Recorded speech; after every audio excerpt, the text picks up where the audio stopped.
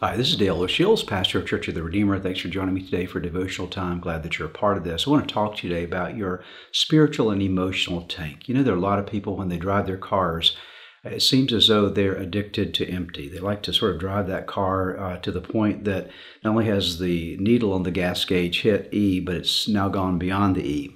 And unfortunately, I think in our own spiritual lives and our emotional lives, we run our lives that way many times. We sort of run ourselves on empty.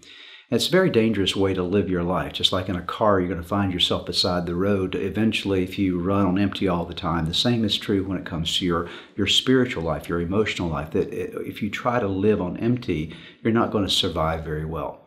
The Bible teaches us that God wants to refill our lives, to freshly fuel us. Because when we're empty, we have a tendency to look to other things, substitute things, superficial things to fill us up. That's why you and I need to be aware of those patterns, aware of the patterns of running on empty and the kinds of things we try to fill ourselves with that are less than what God would have for us. They're spiritual resources that God wants to use in your life to fill you up.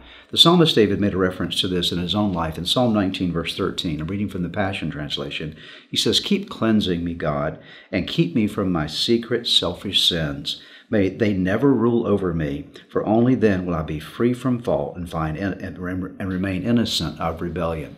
Here David says, I've got to keep my life clean. I've got to make sure that my spiritual and emotional tanks are filled with the right things. Let me encourage you today to make sure that your emotional tanks, your spiritual tanks are filled up with God's presence, power, and His Spirit.